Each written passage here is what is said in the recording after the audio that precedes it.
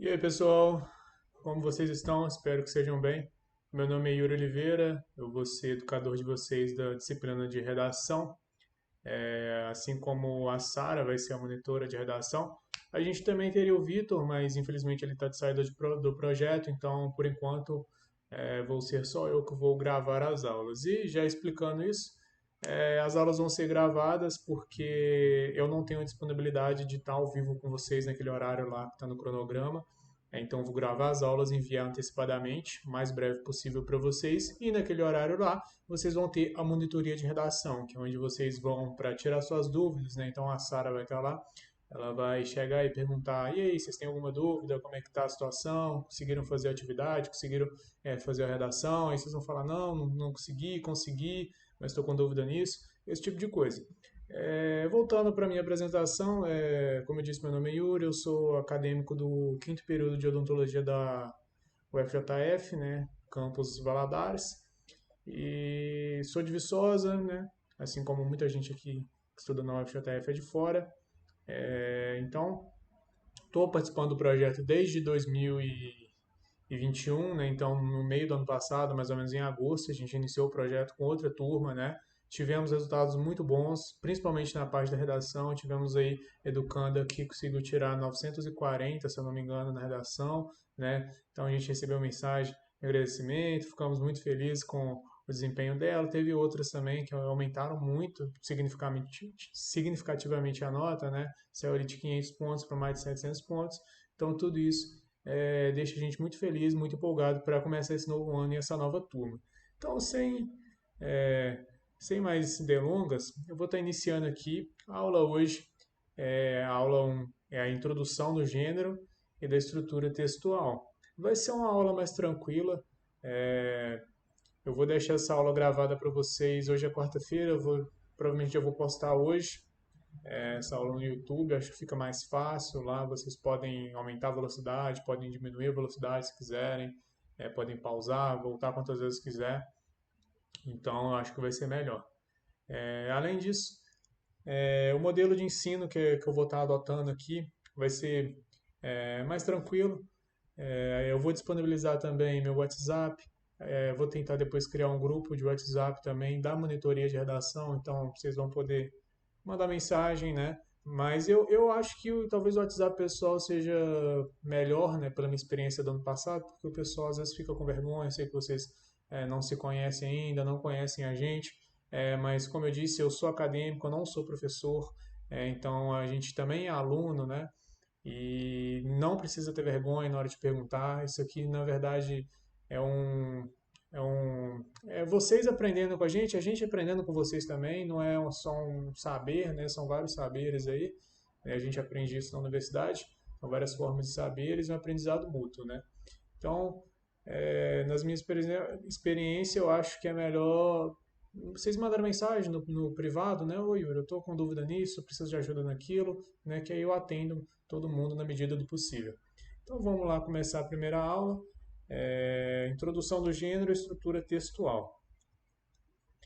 O gênero textual da redação do Enem, é o argumentativo dissertativo ou dissertativo argumentativo, tanto faz a ordem, que é o texto onde o aluno ele tem que expor seu ponto de vista, né, daquele tema a partir de argumentos fundamentados. Nessa questão de argumentos fundamentados, pessoal, vocês vão colocar as famosas citações, né? Vocês, para colocar um dado ali, para explicar ali seu ponto de vista, é bom que você coloque citações, né? Por exemplo, o jornal disse isso, o site de notícias disse aquilo, o pesquisador, o professor, a universidade, né, disse aquilo, né? Publicou hoje, publicou ontem, esse tipo de coisa. Porque para fundamentar, porque você deve evitar ao máximo colocar argumentos rasos, né? Então, a argumentação é justamente isso, é convencer por meio de fatos plausíveis. Né? Esses fatos plausíveis devem estar, né, fundamentados com uma citação, né, de alguém aí no caso. Além disso, dissertar é explicar, ou escrever o tema. Né? Você vai estar explicando ali a situação que está ocorrendo. Então, vamos estar continuando. A argumentação, como eu havia dito. Tenha em mente que seu ponto de vista precisa ser defendido por meio de citações e fontes confiáveis, né? Ou seja, justamente o que eu disse. Uma universidade postou uma pesquisa, o IBGE. Geralmente na redação da Enem a gente usa muito o IBGE, porque é o Instituto Brasileiro de Geografia e Estatística, né? Então é ele que posta dados populacionais, né? Às vezes faz diversas pesquisas, né? Tem outras agências também, claro, né? Mas o IBGE aparece muito aí como uma boa opção aí para citação. Claro que eu estou falando de citação, pessoal. Por enquanto, vocês não precisam se preocupar. A gente vai ter uma aula específica, né, de citação, de alusão histórica, né? Hoje é só mais ou menos a introdução para vocês entenderem como é que é a estrutura. E depois vocês vão aprender mais ou menos como é que funcionam essas outras partes, né? Esses outros artifícios aí que você pode colocar na sua redação. Então, isso significa que os fatos apresentados não podem passar a impressão de que foram inventados por você apenas para se justificar.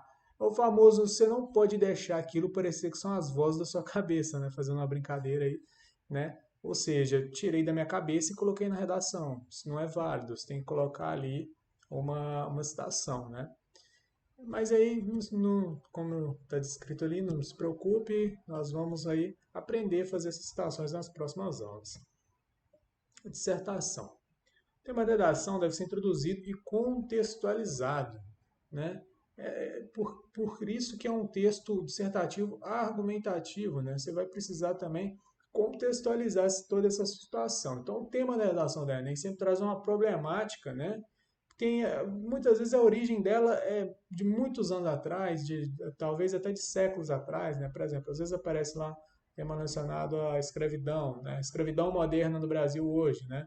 A gente sabe aí que o Brasil tem muito questão de garimpo ilegal, né? Então é um tipo de escravidão moderna, não sei se vocês sabem, né? Outro dia mesmo estava assistindo uma reportagem, acho que na Record, eu acho, falando a respeito disso, né? Acho que é Domingo Espetacular, o programa que passa domingo, né?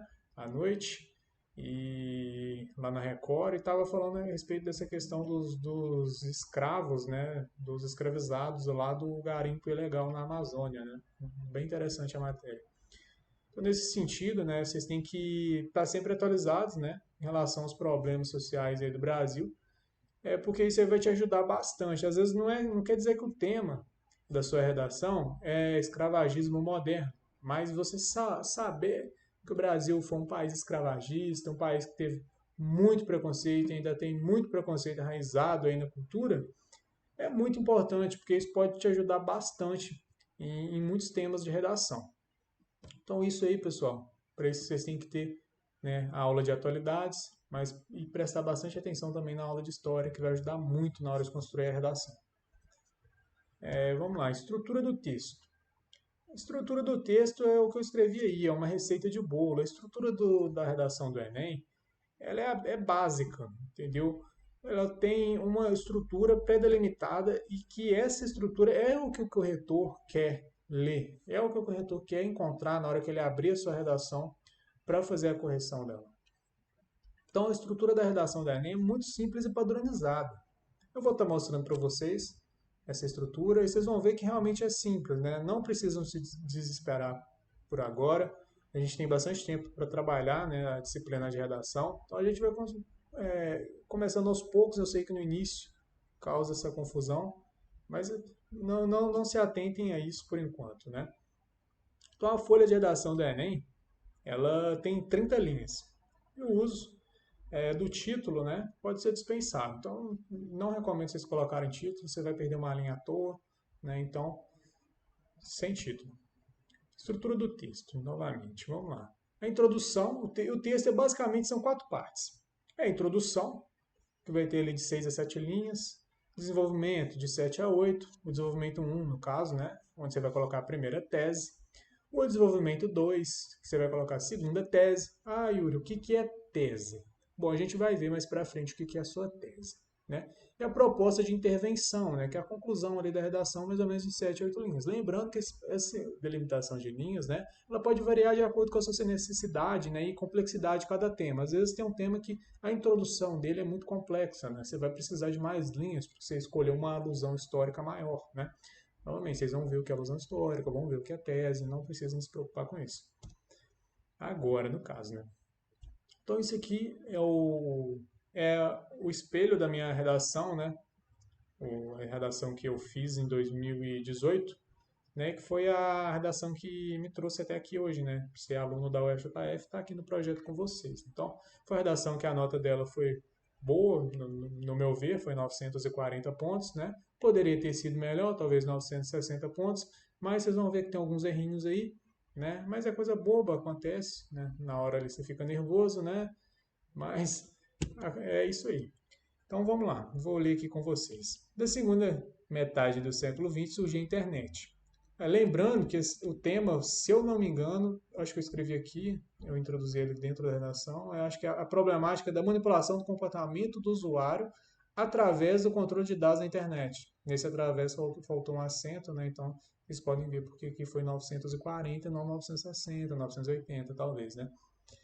Então vamos lá, na segunda metade do século XX surgia a internet, revolucionando a troca livre de informações. Entretanto, na atual conjuntura, surge a problemática da manipulação do comportamento do usuário através do controle de dados da internet. Dessa forma, é imprescindível analisar essa intempérie, motivada seja por interesses políticos, seja por interesses econômicos.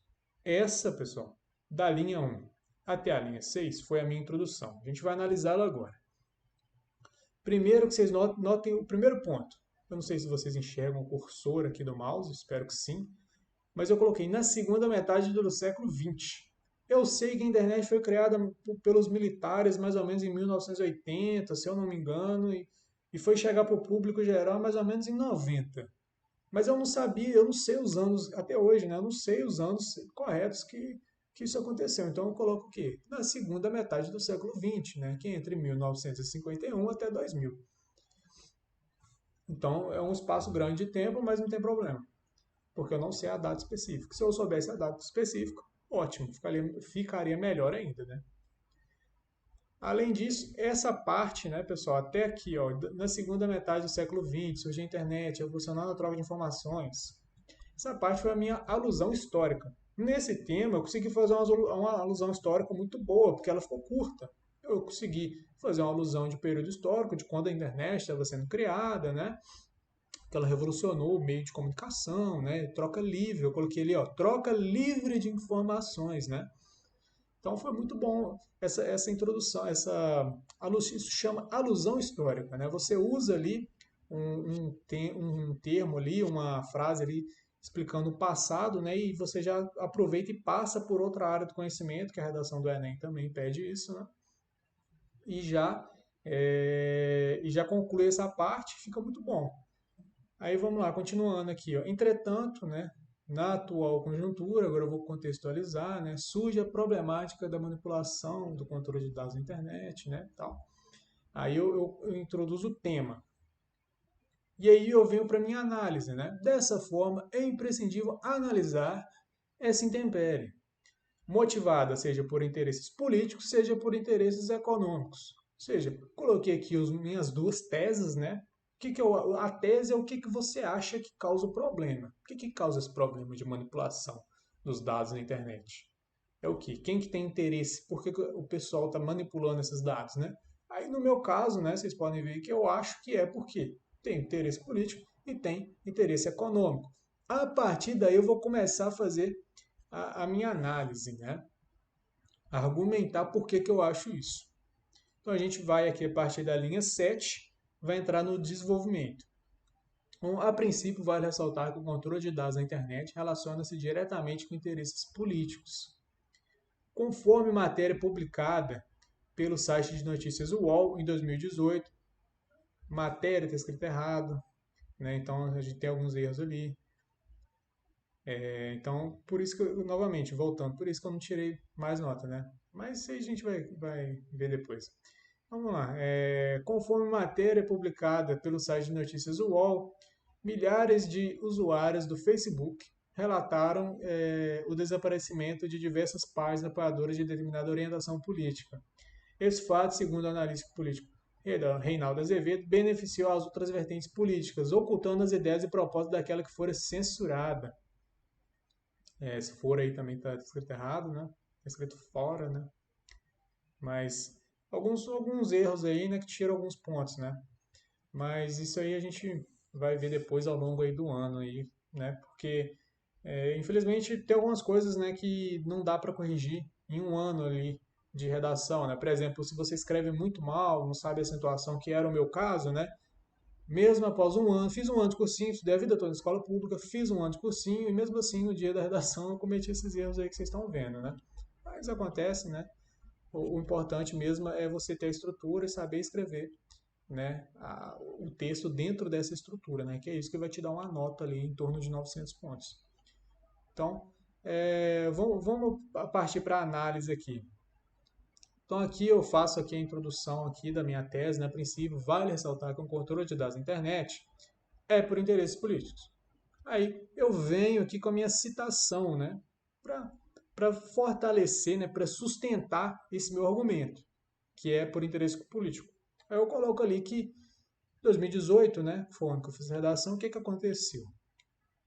Bolsonaro tinha umas páginas lá de apoio a ele no Facebook e do nada essas páginas sumiram. Eu lembro de uma matéria lá, eu nem sei se direito se foi no UOL que eu vi, se foi no G7, no, no R7, né, no G1, não sei. O que aconteceu? Sumiu as páginas de apoio ao Bolsonaro. Por quê? Bolsonaro estava crescendo, ganhando popularidade, né, tanto que hoje ele é presidente. E aí o pessoal falou, vamos dar uma parada no cara, porque senão a gente não vai conseguir ganhar essa eleição, né? Como não conseguiram ganhar mesmo. E aí pegaram e sumiram com as páginas do Bolsonaro. Por que fizeram isso? Claro que foi porque não queriam, né, que ele tivesse toda essa notoriedade. E aí o Reinaldo Azevedo foi lá e falou que isso beneficiou a outra parte, né? Digamos assim, se o Bolsonaro é de direita, né, quem foi beneficiado foi a esquerda, né? E aí o cara fez a análise.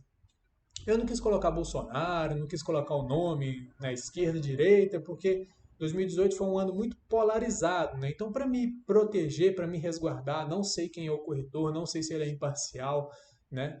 Eu preferi não colocar nome, não dar nome aos bois. Nenhuma vertente foi prejudicada, né? A outra foi favorecida. Preferi fazer assim, né? Não polemizar, não polarizar o meu texto, né? Então, esse foi o meu segundo desenvolvimento, né? Então aqui, como vocês podem ver, eu utilizei ali uma matéria de jornal, né, um site de notícias, depois utilizei ali um comentarista político ali para fortalecer, para dar base a essa minha argumentação. Indo para a segunda parte, além disso, interesses econômicos, por vezes ocasionam a regulamentação dos dados na internet, como forma de influenciar os consumidores. Segundo o especialista em propaganda digital Rafael Cortes, é comum que determinadas empresas fabricantes de consumíveis paguem os mecanismos de busca para dificultar o acesso a avaliações negativas de determinado produto. Essa prática, porém, fere o Código de Defesa do Consumidor, né, que exige ali transparência. O que acontece?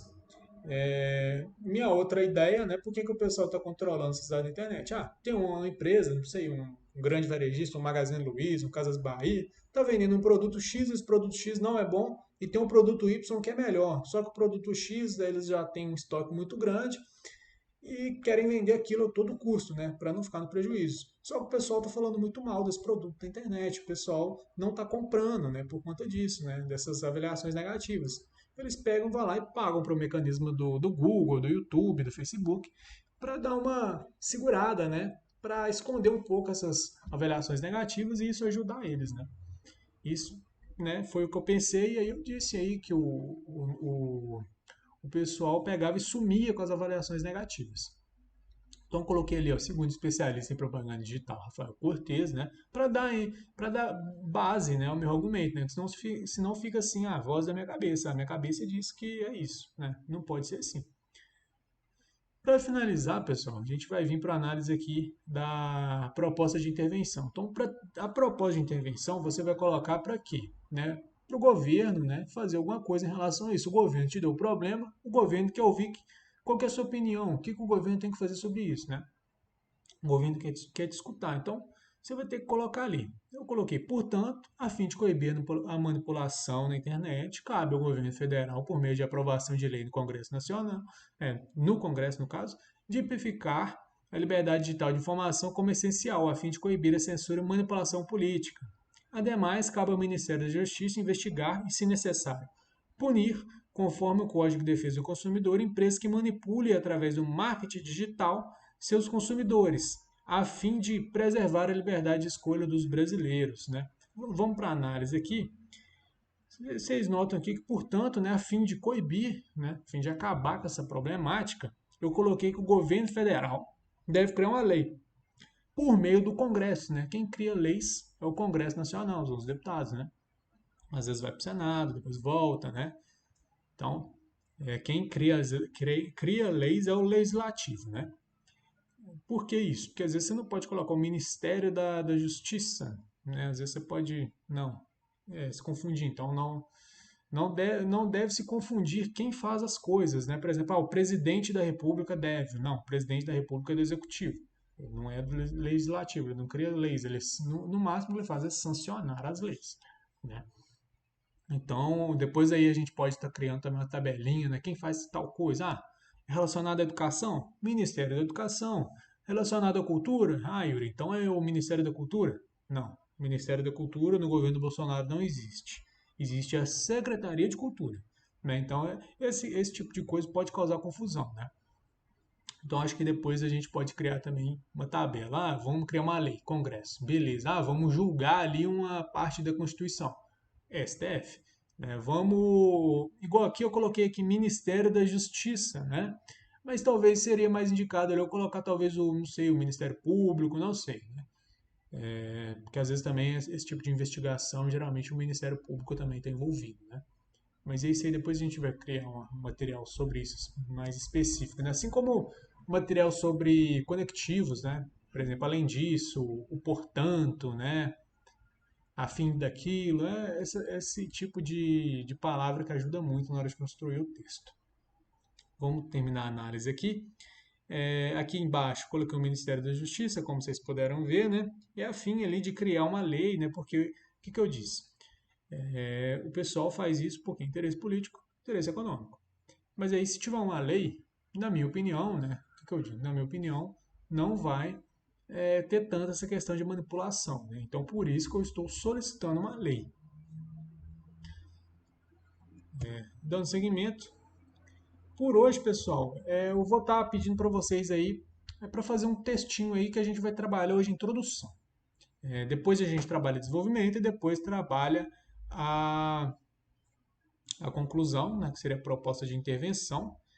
E aí eu vejo mais ou menos se vocês, como é que vocês estão, e eu começo a introduzir os outros materiais para aí sim a gente começar a construir uma redação inteira, né? Porque às vezes o pessoal já chega na primeira aula e pede, escreve uma redação para mim.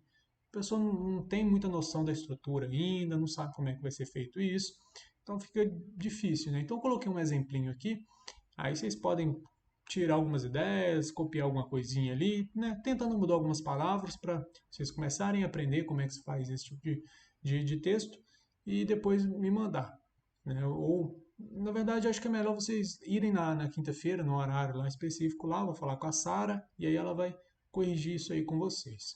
Então vamos lá. A introdução.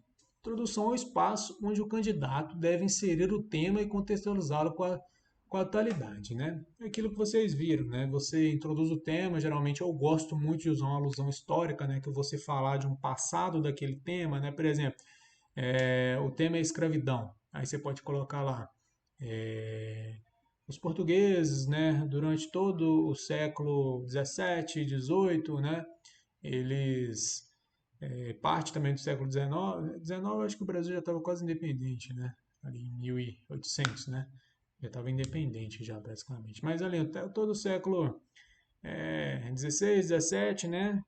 Importou escravizados lá da costa africana para trabalhar nas lavouras de açúcar, minas de ouro aqui, né? No regime totalmente escravo, exploratório, né? Então isso aí é uma introdução, né? Coloca ali mais ou menos o período que foi isso, né? Coloca, o Brasil sempre teve esse costume, né? Essa cultura escravagista, foi o último país a abolir a escravidão, né? E esse tipo de coisa. Aí essa é a introdução e a contextualização. Atualmente está acontecendo o problema da escravidão moderna, igual eu citei aí, por exemplo, do garimpo, lá na Amazônia, o pessoal é levado para ficar extraindo ouro lá, né? Só falando um pouquinho dessa questão da reportagem que eu vi, né, o pessoal é levado lá para o meio da Amazônia para fazer a prospecção de ouro, e nessa daí o pessoal, o que eles fazem? Eles pegam o pessoal, deixam no meio da floresta, não tem meio de locomoção nenhum, a única forma de sair ou é de helicóptero, é vários dias de barco ou balsa, E nisso eles vão lá, voltam, por exemplo, de helicóptero, às vezes de barco, né? E aí vão vender as coisas para esse pessoal, tipo assim, aí uma Coca-Cola é 1 grama de ouro, quer ir embora? Beleza, me dá 1 quilo de ouro, né? Então a condição totalmente exploratória, aquelas pessoas que estão ali, elas ficam completamente dependentes, né? Desses patrões, né? Às vezes o dono ali de uma balsa, algo do tipo, né? E aí seria uma forma de escravagismo moderno. Continuando aqui, além disso, é na introdução que se devem ser os orientadores, né? Que eu aprendi a chamar de orientadores, mas vocês podem chamar de teses, né? Orientadores serão aquilo que você acha que causa a problemática, né? A origem da problemática, né? Então, por exemplo, violência contra a mulher. Fala aí um tema de violência contra a mulher. O que causa violência contra a mulher? Falta de educação, falta de leis mais proibitivas, leis mais vigorosas, né? Então, tudo isso aí pode causar violência contra a mulher, né? Na sua opinião. Então, você vai colocar isso como sua tese. Continuando aqui, vamos dar um exemplo, né? O tema era a problemática da desigualdade salarial entre gêneros. Eu vou começar, né? Primeiro, como eu disse, gosto de começar com a colusão histórica, né? Porque aí você já passa para outra área do conhecimento, já termina com esse problema. Aí, no fim da primeira metade do século XX, a deflagração da Segunda Guerra Mundial levou milhares de mulheres a entrar no mercado de trabalho, atuando nas linhas de produção de suprimentos em pé de igualdade com os operários masculinos, né? Então, a Segunda Guerra Mundial, né, os aliados ali precisando, os aliados e também até os alemães, né? Precisando de munição, precisando de comida, precisando de equipamento, né, mano? E as mulheres não podiam ficar em casa, né? Tinham que ir lá e ajudar nessa linha de produção. Isso deu uma alavancada ali na entrada dessas mulheres ali no mercado de trabalho, né? E elas trabalharam muito, mano, trabalharam, né, até mais, né, se for ver bem, que os homens, né? Nessa questão, até mesmo porque a maioria dos homens estava lutando em campo de batalha. Atualmente, a participação feminina no mercado de trabalho cresce cada vez mais. Porém, a problemática da desigualdade salarial é uma realidade que se mantém por uma visão machista e patriarcalista sobre as mulheres. Então, eu fiz uma introdução. Nessa aqui, a minha problemática, né, ficou um pouco subentendida, né? Depois eu vou ensinar para vocês. Naquele outro lá, na redação que eu fiz para mim, eu deixei bem explícito, que era interesse político e interesse econômico. Aqui eu coloquei uma visão machista e patriarcalista, né? E aí eu poderia colocar aqui, sendo assim, essa visão, essa problemática é fundamentada, né? Poderia colocar assim, né? Por falta de leis, falta de incentivos, né? Uma visão, uma cultura machista, poderia ter colocado assim algo mais explícito, né? Mas aí vai de acordo com vocês. Eu acho que explícito, né, é mais fácil. Né? Nesse caso aqui ficou um pouco subentendido, mas aí na hora de iniciar o desenvolvimento eu ia colocar isso mais explícito. Aí sim eu ia explicitar, né? Falando assim, não, a falta de leis, a falta de leis de incentivo à igualdade salarial é o que causa isso, né? O que seria essa lei de incentivo? Aí eu explicar, não, se a lei é multar o empresário, pagou menos para a mulher, multa, né? Esse tipo de situação. Então eu vou estar pedindo, eu acho que acabou os slides, a tarefa de vocês, né? Não vou obrigar ninguém, novamente, isso aqui não é escola, então vocês façam se quiserem, vocês podem ficar aí à vontade nessa questão. Mas a tarefa aí de vocês, aí para quem quiser novamente, é criar uma introdução. E eu acho que o tema pode ser, deixa eu escolher aqui. Se vocês quiserem, podem ser a problemática da desigualdade salarial entre gêneros, né? Mas quem quiser também pode falar do escravagismo moderno, pode falar do preconceito, preconceito linguístico, né? Criar algumas introduções aí, né? E aí vocês chegarem na quinta-feira lá, seria muito bom falar, ó, Sara, eu criei essa introdução aqui, vê se ficou bom, né? Vamos falar de racismo, né? Vamos falar de preconceito linguístico, né? Vamos falar de desigualdade salarial aqui.